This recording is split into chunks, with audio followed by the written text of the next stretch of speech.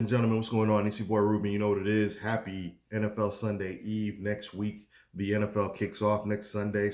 Actually, it actually kicks off this Thursday as the season opener, but then all the rest of the games follow on Sunday. We're going to talk Jaguars today, and this is the Trent Baalke video that I promised, and I thought it was a good time because we've been talking about Nick Bosa this week, and I'm going to tie it both together because I kind of felt like it goes hand in hand.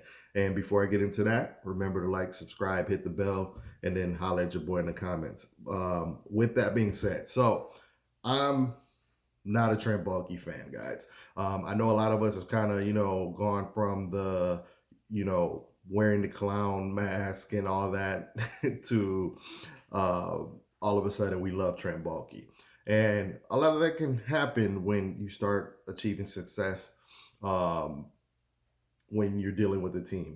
Fans of football, they're very emotional people. We're all emotional in our own way and passionate about the team. And how that manifests itself is usually into extremes. We either love or hate you.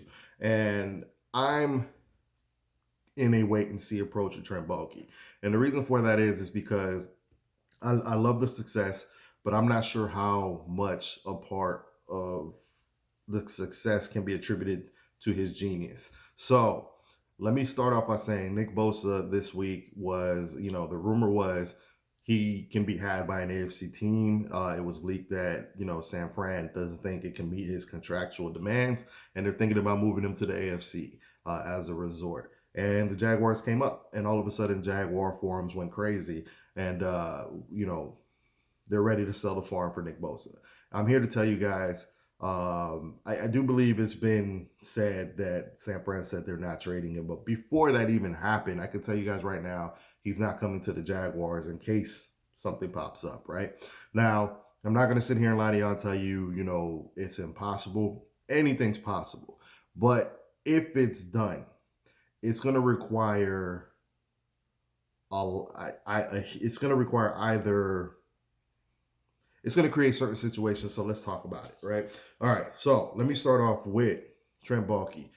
Depending on what you believe, Trent Baalke started his first year as a GM was the Trevor Lawrence pick. Now, if you guys remember, Urban Meyer was the coach, and you got to wonder how much say-so did Trent Baalke have in bringing Urban Meyer on?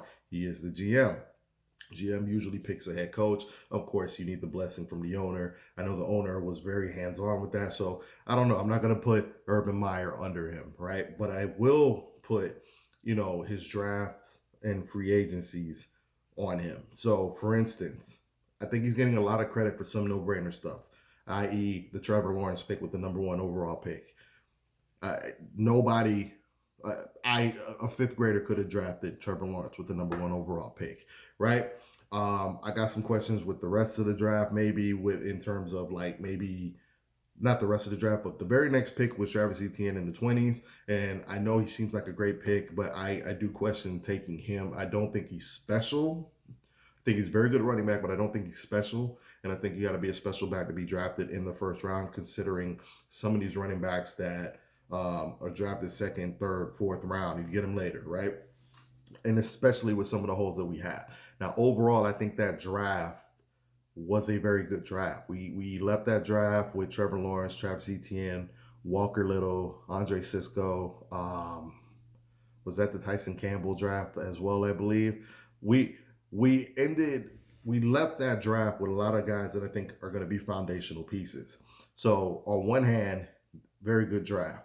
But here's the problem, right? So the following year, which is the year I really believe he got to put his fingerprints on it, right? Because in my opinion, I think Urban Meyer did a lot of the drafting, or at least the top guys in that first draft, I think had a lot to do with Urban Meyer. This second draft, I felt I had Trent Baalke written all over it. And what do I mean by that? Trayvon Walker, I would have never, again, I don't. I love my Jags, all right? I would have never drafted Trayvon Walker, okay? I even threw out, maybe going Jameson Williams because he could be a Tyreek Hill clone with that first pick. I don't like to gamble when you have the number one overall pick, right? And what I mean by that is Trayvon Walker did not have any of the stats. He's a freak of nature combine wise, but he didn't have any of the stats. And if you look at the rankings, he wasn't projected to go until late in the first round, and we went ahead and made him the number one overall pick. I'm not a fan of that move, so that one is one I'm still waiting to see um, the fruits of that labor show, right? Then the rest of the draft, I love the pick of Devin Lloyd, but then you got to question the draft in the Chad Muma, right? There's some questionable things that happened. We ended up with good players, but what's the plan? And the reason I say that is we went ahead and signed Aluakin, right? So now we have a bit of a logjam, and a lot of people are like, well, it's good to have depth, and it is, right? But that's not where the question is, and I don't want to lose you guys, so I don't want to convolute everything about the draft. First draft, pretty well. Both drafts, I think, ultimately, talent-wise, are done pretty well, but I question the long-term view of things. So my real issues with Trent Baalke were some of the trades that he's made. He traded CJ Henderson, who was a top 10 pick, for, I believe, a third rounder, and a tight end is no longer on the roster, right? He traded Gardner Minshew for like a 6th-round pick. He traded another corner when we needed a corner, Sidney Jones. And it's going to require you guys to remember where we were then, because I know value-wise right now it looks like, hey, we won the deal. But at the time, I felt like you could have got more for CJ Henderson. Again, he was a top 10 pick. You could have, at worst in my mind, you could have gotten a 2nd-round pick, better players. You could have done better than what we got. Now, it looks great now because CJ Henderson has fallen off a cliff. Gardner Minshew isn't getting a starting job, but every time Gardner Minshew plays, he is producing, right? That situation, I thought we could have got more than a 6 for him. We traded Sidney Jones, but then we ended up trading CJ Henderson. Then we ended up with a big ass hole at the other corner spot, and all we got were 6th-round picks to show for it. Those are the kind of things I question, right? So I question the way he values things. Now, on one hand, his pros are he does value draft picks, okay, i.e., even if they're late. He doesn't mind racking up late picks, and he doesn't mind wheeling and dealing. He knows how to identify a person that he wants and then trade down to make sure he gets max value for that pick. Those are the pros.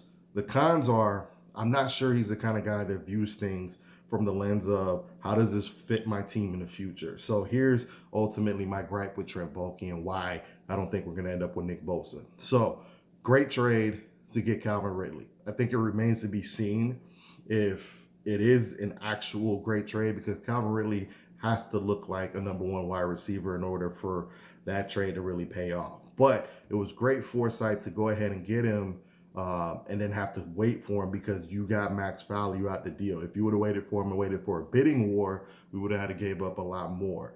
But he does have to pay off, right? So that's awesome. Here's the problem now that we're seeing.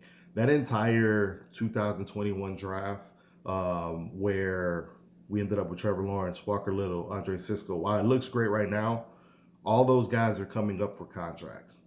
All of them. Okay. Now, we knew that we were going to lose our right tackle this year. Okay. Cam Robinson, I wouldn't have given him the deal that they gave him. Evan Ingram, I would have probably locked him up long before they had to franchise him. And now we're kind of in a similar situation with Josh Allen. I think it would behoove us to go ahead and lock Josh Allen up. If it costs us $20 million, it costs us $20 million. Everybody was fine paying Yannick $19 to $20 million. Josh Allen's better than Yannick. Lock him up. But I think some of the moves we've made are going to lead to us losing some players we love and cost us in situations like if we wanted to trade for Nick Bosa. And I don't know if I'm making it clear, but I think his short-sightedness has cost us some things. So trading for Calvin Ridley is great, but he's on a one-year deal. If he's a true number one, right, he's going to break the bank and he's going to be paid like a top 5 wide receiver. Tyreek Hill is now averaging like $30 million a year, right? Also, Trevor Lawrence, as long as he keeps showing the promise that he's shown last year, he's probably going to be the highest paid quarterback in the league. You're looking at $55 million at least, and that's if Joe Burrow doesn't break the bank, because Justin Herbert, now the highest paid quarterback, 52 million. So that's 52 million at Trevor Lawrence. You're looking at least close to 30 million for Calvin Ridley. Let's say 25. Okay, that is 80 million a year annually for the two positions. And guess who else is up? Travis Etienne's going to be up. Walker Little coming up. It's probably going to be, our starting left tackle or right tackle. Andre Cisco, he's going to be coming up. Now, safety and running back aren't as expensive. However, remember, 55 million at least for Trevor Lawrence, almost 25 million for Calvin Ridley. We already, we already overpaid for Christian Kirk, so to speak. I mean, now it looks like a deal, but we already, overpaid for them. Some of the guys we signed last year, Scherf, Fotokasi, Aluakun, all those guys, we restructured all those deals. And if you're unfamiliar with restructuring, and this is where the problem comes in. If you're unfamiliar with restructuring, right? Let me give you kind of a basic example. I thought Rayshawn Jenkins was a goner this year. The reason for that is we need help in the secondary, and he's not a great coverage guy, and he makes a lot of money. He was making like 12 million a year, right? So I thought he was a goner just on the strength of him making 12 million, and he's just not worth 12 million in my opinion. But we converted like 5 to 7 million of that. So let's say 7 million just for the math. And I'm going to do the math for you. So he's making 12 million. We converted 7 million of that into a signing bonus, right? So that means he gets his money, but his cap hit is lowered to like 5 million. So we saved that 7 million against the cap, and they're able to use that money elsewhere, right? Except we didn't make any moves outside of signing our free agencies, or our free agents, or in undrafted or drafted players, excuse me. That 7 million kicks into the next year. So basically they're saving money now, but that cap hit, that extra 7 million. So if he was making 12 before the restructure next year, after the restructure, he's making 19. So that 7 million that we saved this year goes into next year's cap, right? We did that with every single one of the free agents he signed last year. Fotokasi, Aluakun, Kirk, I'm not 100% sure if we restructured Darius Williams, but all those major signings, Zay Jones, all those major signings we restructured.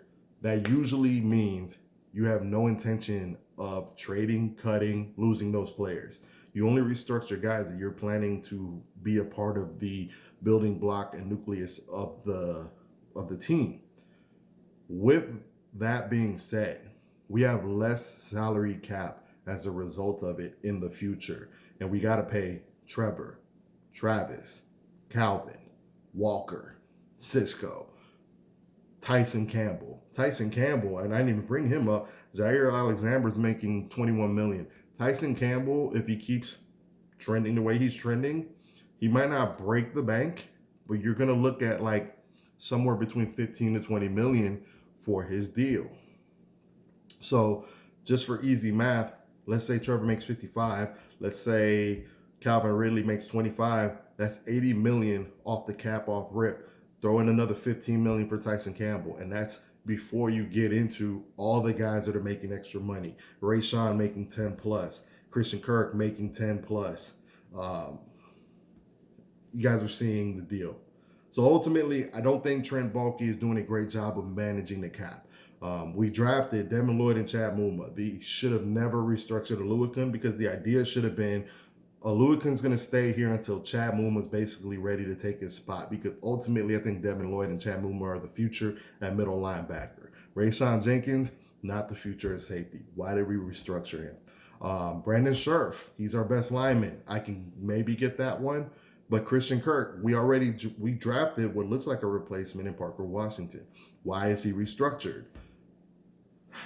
And ultimately, that is why we're not going to get Nick Bosa. We don't have the cap room to be able to afford another $30 million for Nick Bosa and pay all our own guys. And I didn't even mention Josh Allen's up. I want Josh Allen back. I know he's not a fan favorite, but y'all got to give him his flowers, man. He's the best we got.